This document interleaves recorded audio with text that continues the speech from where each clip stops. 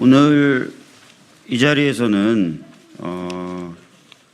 최수근 상병 순직 사건 및 그 외압 사건에 대한 특검법 처리를 촉구하는 기자회견을 진행하려고 합니다. 다 아시는 것처럼 최수근 상병 순직 사건 발생이 9개월이 다 되어 갑니다. 그 억울한 죽음의 배경으로 알려진 지휘관의 무리한 입수 지시, 그리고 사건의 진상을 밝혀내기 위해 최선을 다한 수사단장은 오히려 지금 항명죄로 재판을 받고 있고, 정작 사단장 및 장차관 등 순직 사건과 또 외압 사건 관련된 지휘 관계에 있었던 사람들은 아무런 책임을 지지 않고 있습니다. 대통령실까지 관여가 돼 있을 것이다 라는 이 사건에서 오히려 핵심 피의자 중 한 명인 이종섭 전 국방부 장관 갑자기 호주 대사로 임명되더니 국민적 비판에 직면하자 25일 만에 대사직을 내려놓는 촌극을 벌이기도 했습니다. 이런 윤석열 정부의 비상식적인 일들에 대한 국민의 평가가 이번 22대 총선의 결과로서 나타난 것 아닌가 싶습니다. 그래서 저희들은 지난 10월에 발의됐고 또 당론으로 패스트트랙으로 지정됐던 최수근 상병 외압 사건 관련된 특검법의 처리를 다시 한번 강력하게 요구하는 바입니다. 현재 국민의힘 내부에서 일부 의원들이 개인적 입장임을 전제로 이 법을 처리해야 되는 것 아니냐는 입장을 밝히고 있지만, 여당의 지도부 차원에서는 어떠한 입장 표명도 지금 없는 상태이고 오늘부터 본격적으로 논의를 해나가야 되는 상황이기 때문에 저희들의 강력한 의지를 좀 천명할 필요가 있다고 생각합니다. 그래서 오늘 의원님들 급작스럽게 좀 모여주십사 말씀을 드렸고요. 더불어민주당의 116명의 의원님들이 연명을 해주셨습니다. 그리고 이 자리에 많은 분들이 참석을 해주셨습니다. 좀 시간이 걸리더라도 저희들의 의지를 좀 밝히는 차원에서 참석한 의원님들 소개를 좀 해드리도록 하겠습니다. 연명을 하신 의원님들은 따로 저희가 명단을 발표해드리고요. 참석해 주신 의원님들은 호명을 좀 해드리도록 하겠습니다. 강민정 의원님, 강선우 의원님, 김민석 의원님, 김병주 의원님, 김영배 의원님, 김정호 의원님, 김태년 의원님, 남인순 의원님, 맹성규 의원님, 민병덕 의원님, 박정 의원님, 박찬대 최고위원님, 신정훈 의원님, 신영영 의원님, 오기영 의원님, 이수진 의원님, 이용선 의원님, 이해식 의원님, 이모경 의원님, 전재수 의원님, 그리고 정청래 최고위원님, 진성준 의원님, 최혜영 의원님, 한준호 의원님, 허숙정 의원님, 홍기현 의원님, 양경숙 의원님, 김영진 의원님, 그리고 장경태 최고위원님 참석해 주셨습니다. 그리고 당선인 분들 중에서도 굉장히 바쁜 일정임에도 불구하고 이 현장까지 함께 해주신 분들이 계셔서 따로 또 소개를 좀 해드리도록 하겠습니다. 이용우 당선인님, 부승찬 당선인님, 최현일 당선인님, 최민희 당선인님, 윤종근 당선인님 참석해 주셨고, 박희승 당선인님도 참석해 주셨습니다. 네? 백혜련 의원님도 참석해 주셨습니다. 그리고 이번에 아쉽게 당선되지 못하셨지만 마음을 같이 하고 싶다고 의사를 밝히신 송기호 위원장님도 함께 하셨다는 점 말씀을 드리도록 하겠습니다. 방식은 좀 기자회견 방식을 이렇게 진행을 하도록 하겠습니다. 이 자리에 함께 해주신 정청래 최고위원님과 박찬대 최고위원님이 대표로 발언을 좀 해주시고, 기자회견문 낭독을 하겠는데요. 기자회견문 낭독은 현역 의원 중에 해병대 출신이십니다. 전재수 의원님, 그리고 당선인 중에서는 이 사건에 지속적으로 관심을 가져오셨던 부승찬 당선인님이 기자회견문을 읽어주시겠습니다. 참고로 말씀드리면 저는 해병대원 사망사건 관련된 TF 단장을 맡고 있는 박주민입니다. 정작 제 얘기를 안 해가지고요. 자, 그러면 두 분 최고위원님 말씀 연이어 듣고 그다음에 기자회견문 낭독으로 들어가겠습니다. 정청래 최고위원님 모시겠습니다. 네, 정청래입니다. 이번 총선은 정권 심판 선거였고 국민 승리 선거였습니다. 그 정권 심판의 한 줄기로서 최상병 순직 사건, 수사 외압, 도주대사 사건까지 포함되어 있다고 저는 생각합니다. 수사받아야 될 사람들이 공천장을 받고 총선에 출마를 했습니다. 국민들의 화를 더 돋구었다고 생각합니다. 민주당은 최상병 특검법을 반드시 21대 국회 임기 안에 통과해야 시킬 것입니다. 윤석열 대통령의 수용 여부가 총선 민심 수용 여부의 바로미터라고 생각합니다.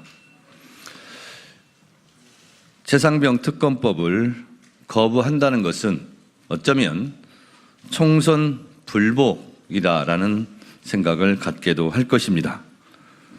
국민이 원하는 최상병 특검법 국회에서 통과되면 윤석열 대통령은 거부권 남발 버릇을 고치시고 국민의 준엄한 명령에 따라 수용하시기 바랍니다.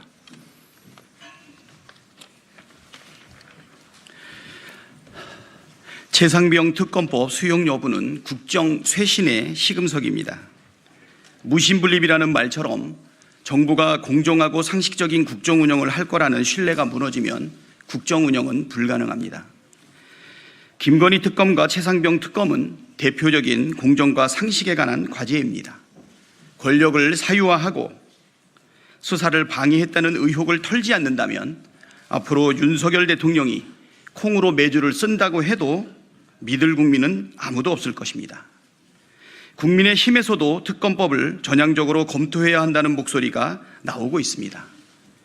최상병 특검법의 경우 21대 국회에서 당장 처리가 가능합니다.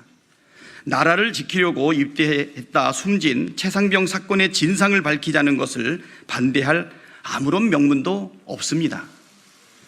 윤석열 대통령은 총선으로 나타난 주권자, 국민의 뜻을 수용하기를 바랍니다. 국민은 총선을 통해 거부권을 행사한 대통령에게 거부권을 행사했습니다. 또다시 국민의 뜻을 거부하려 든다면 그때는 정말로 파국을 맞게 될 뿐입니다. 윤석열 대통령과 국민의힘은 최상병 특검부터 즉시 수용하겠다고 국민께 밝히십시오. 이상입니다.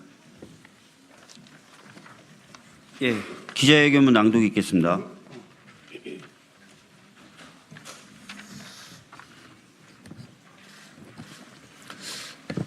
해병대 병장 출신 전재수 의원입니다. 기자회견문을 읽도록 하겠습니다.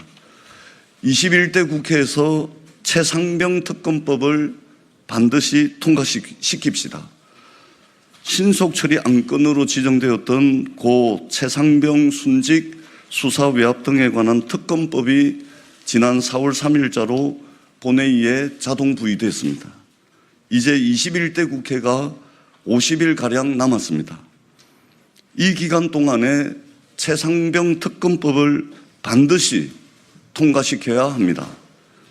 국민들께서는 이번 총선으로 윤석열 정권과 국민의힘을 매섭게 심판하셨습니다. 그 심판의 이유 중 하나가 바로 이 최상병 사망 사건입니다.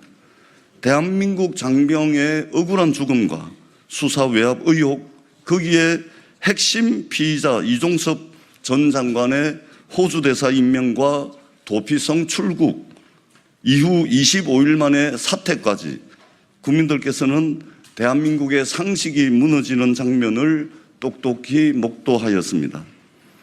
그 결과 투표로 심판하셨습니다.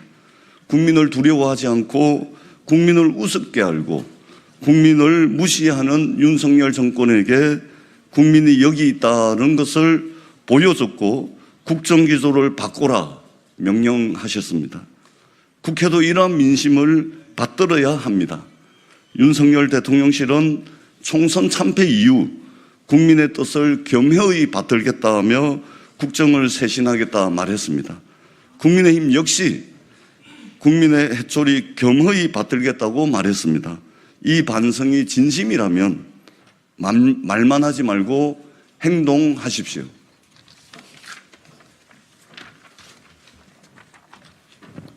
당선인 부승찬입니다. 국민의힘에게 요구합니다. 21대 국회에서 최상병 특검법을 여야 합의로 통과시킵시다. 윤석열 정권과 국민의힘에게 주어진 마지막 기회입니다. 만일 이 기회를 차버린다면 총선 패배가 아니라 더 큰 국민의 심판을 받게 될 것입니다. 정녕 민심을 무겁게 받아들인다면 지금 당장 통과 협조에 나서주십시오. 김진표 국회의장님께도 간절히 부탁드립니다. 김진표 국회의장님께서는 지난 6월 임시회 개회사에서 총선 후 50일 남짓의 시간을 하루도 허투루 보내지 않겠다. 마지막 날까지 철저히 임하겠다고 하셨습니다. 이 시기를 훗날 21대 국회의 전성기였다고 말할 수 있을 정도로 준비하겠다고 말씀하셨습니다. 최상병 특검법을 처리하는 것이 그 말을 실천하는 일입니다. 훗날 이 기간이 21대 국회의 전성기였다 생각할 수 있도록 본회의 안건으로 상정시켜 주십시오. 최상병 특검법을 본회의에서 통과시키느냐 마느냐는 21대 국회가 할 일을 하는 국회였는가 아닌가의 기준이 될 것입니다. 부디 21대 국회가 불명예스럽게 마무리되지 않도록 국민의힘도 특검법 처리에 동참해 주십시오. 더불어민주당 21대 국회의원과 22대 당선인은 남은 국회 기간 동안 최상병 특검법을 통과시키기 위해 온 힘을 다하겠습니다. 2024년 4월 15일 이상 기자회견을 마치겠습니다. 감사합니다. 고생하셨습니다.